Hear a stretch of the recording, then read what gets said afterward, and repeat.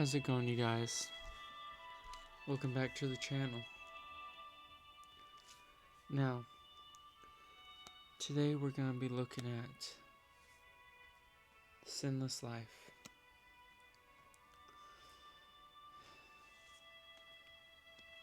If anybody believes that they are completely sinless, then they're lying. And they're calling God a liar. Because he says the only one who was sinless, the only one who was completely free of sin, was Jesus Christ, who died on the cross.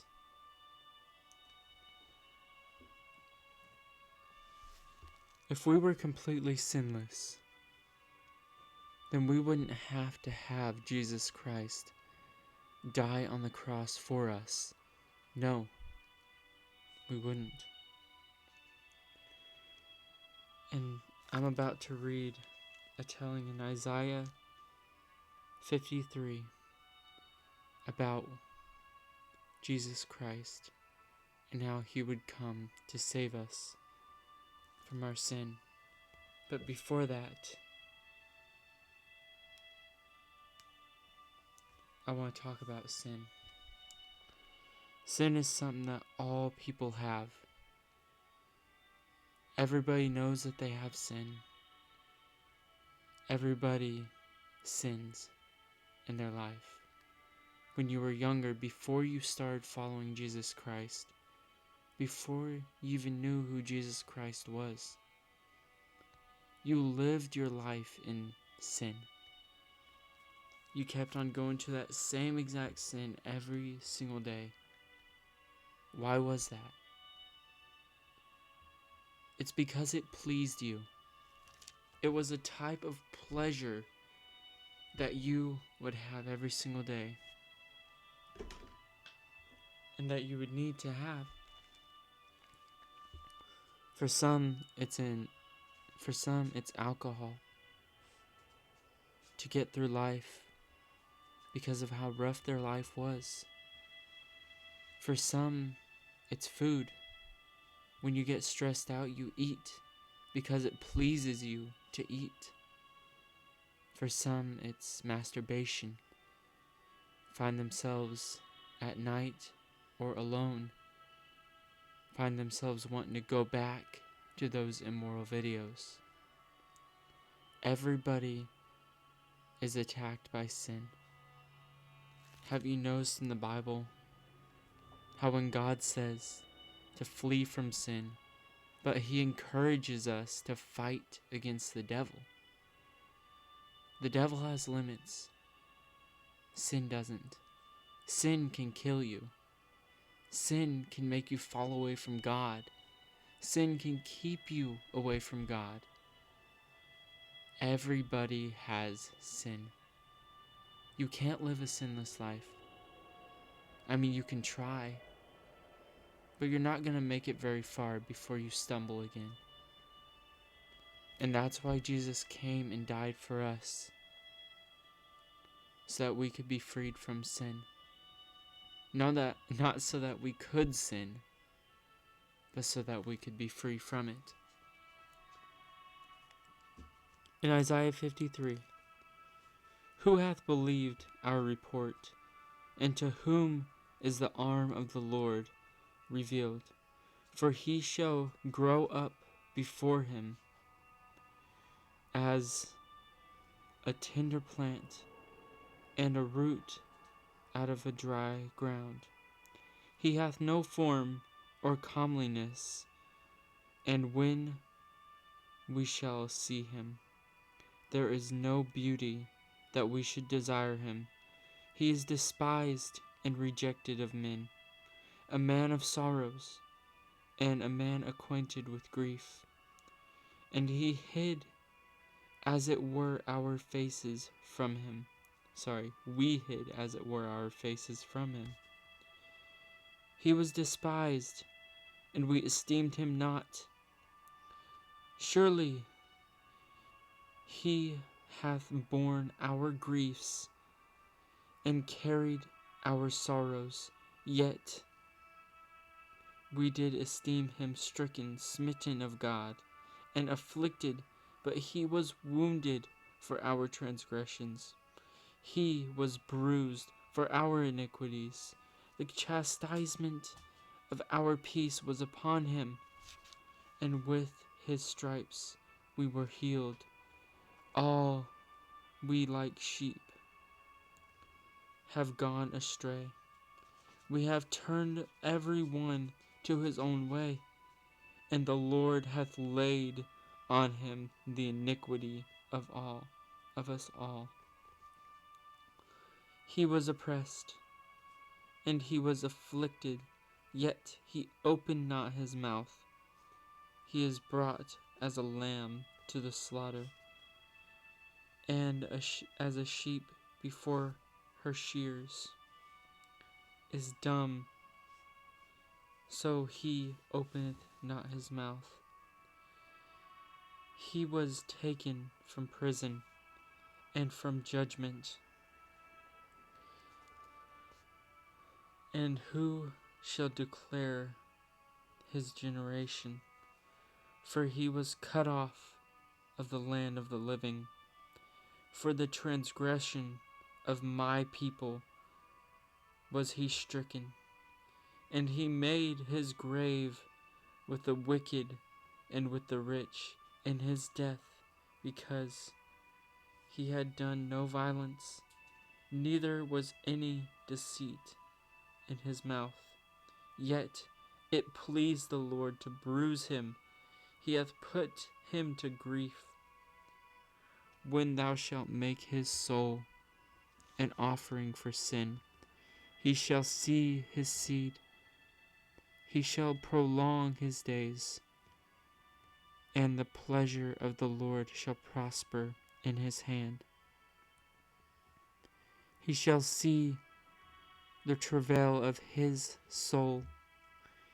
He shall be satisfied by his knowledge. Shall my righteous servant justify him? Justify many. For he shall bear their iniquities. Therefore will I divide him a portion with the great, and he shall divide the spoil with the strong, because he hath poured out his soul unto death. And he was numbered with the transgressors, and he bare the sin of many, and made intercession for our transgressions, or for the transgressors. Just think about that for a second. This was prophesied that Jesus would come and die for us in Isaiah 53, and how he would be the interceder for us and God.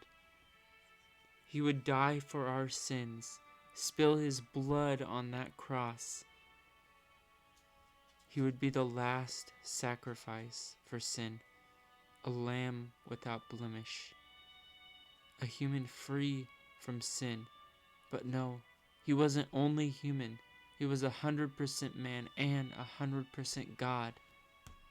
That means he was the Son of Man, but also the Son of God. He died for us.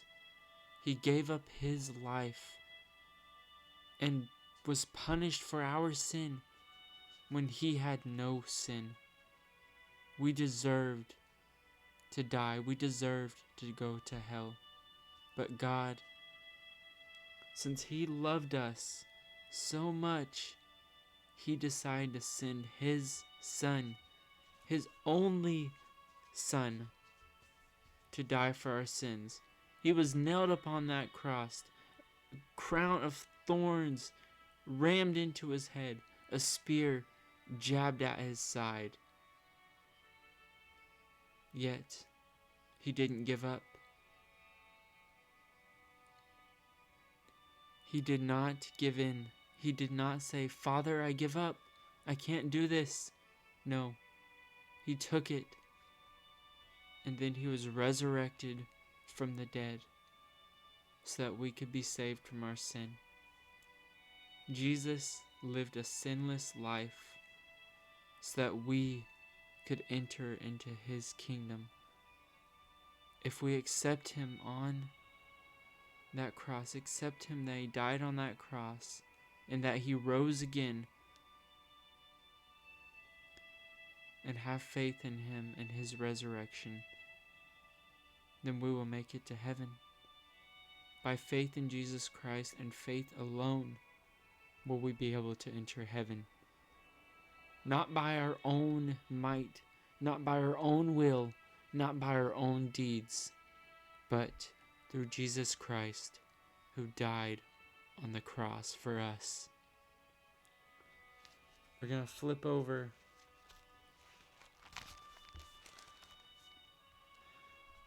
to Matthew 27:32. The crucifixion.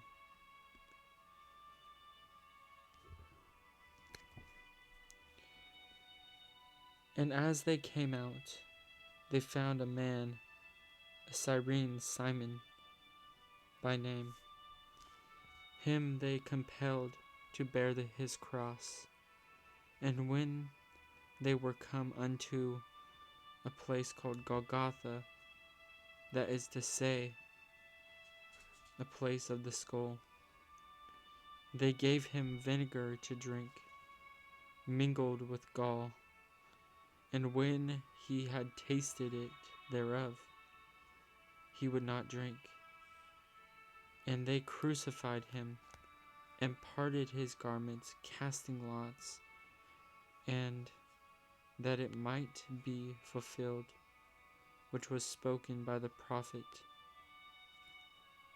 They parted my garments among them, and upon my vesture did they cast lots. And sitting down, they watched him thereof, and set up over his head an action written, This is Jesus, the King of the Jews. Then were there 2 thieves crucified with him, one on the right hand and one on the left. And they passed by, reviled him, wagging their heads, and saying, Thou that destroyest the temple and buildest it in 3 days, save thyself, if thou be the Son of God. Come down from the cross. Likewise also the chief priests, mocking him with the scribes and elders, said, He saved others, him he cannot save. If he be the King of Israel, let him now come down from the cross, and he will believe him. We will believe him. He trusted in God. Let him deliver him now, if he will have him. For he said, I am the Son of God. The thieves also, which were crucified with him, cast the same in his teeth. Now from the 6th hour there was darkness over all the land unto the 9th hour. And about the 9th hour Jesus cried with a loud voice, Eli, Eli, Eli, ma sabachthani, that is to say, my God, why hast thou forsaken me? Some of them that stood there, when they heard that, said, This man calleth for Elijah. And straightway one of them ran, and took a sponge, and filled it with vinegar, and put it on a reed, and gave him to drink. The rest said, let us see whether Elijah will come to save him. Jesus, when he had cried again, with a loud voice, yelled up the ghost. And behold, the veil of the temple was rent in twine from the top to the bottom, and the earth did quake, and the rocks rent, and the graves were opened, and many bodies of the saints which slept arose and came out of the graves after this resurrection, and went into the holy city, and appeared unto many. Now, when the centurion or the centurion and they that were with him watching Jesus saw the earthquake and that were those things that were done, they feared greatly, saying, "Truly, this was the Son of God." And many women were there, beholding afar off, which followed Jesus from Galilee, ministering unto him, among which was Mary Magdalene, and Mary, the mother of James and John, or Joseph,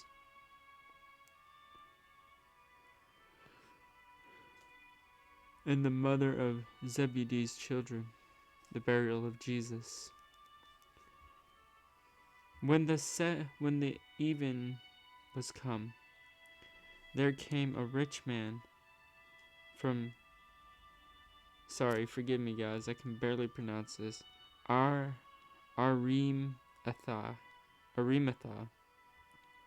named Joseph, who also himself was Jesus' disciple.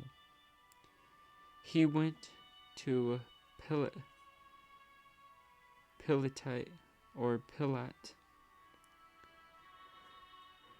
and begged the body of Jesus. Then Pilate commanded the body of Jesus be delivered. And when Joseph had taken the body, he wrapped it in a linen cloth and laid it in his own new tomb, which he had hewn out of the rocks. And he rolled a great stone to the door of the sepulchre, and departed.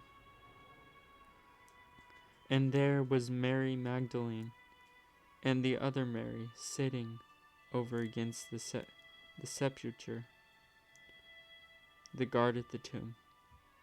Now the next day that followed, the day of preparation, the chief priests and the Pharisees came together unto Pilate,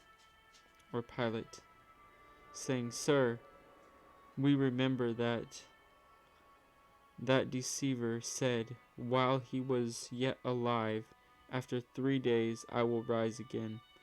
Command therefore that the sepulchre he made sure until the 3rd day, lest the disciples came by night and steal him away, and say unto the people, He is risen from the dead. So the last error shall be worse than the first." Pilate said unto them, "Ye have a watch. Go your way, make it as sure as you can." So they went and made the sepulchre sure, sealing the stone and setting a watch.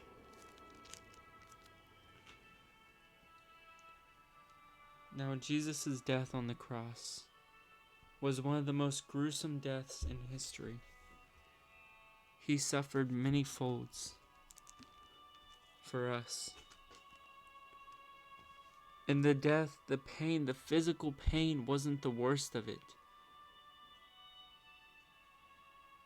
It was what happened to him.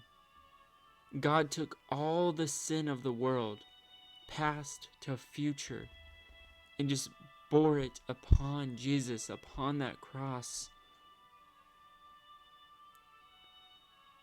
and smitten him there. But my brothers and sisters, Jesus rose from the death again. He rose from the death. From the dead he rose.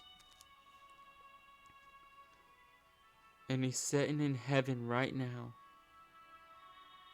right beside his Father at the right hand of God, awaiting judgment and awaiting his coming. And only he knows when he'll come. Only God knows when the second coming will be. When the first resurrection will be. Only God knows. The rapture of the saints will happen. But nobody knows when it'll happen.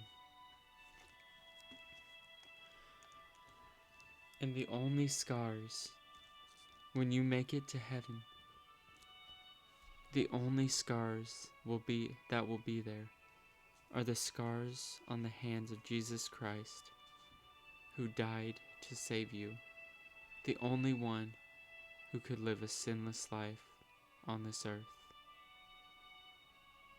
I'll see you guys next time. Love you guys. I hope you learned something from this video, that Jesus Christ was the only one who lived on this earth, who lived a sinless life. He was the only one. See you guys, and God bless.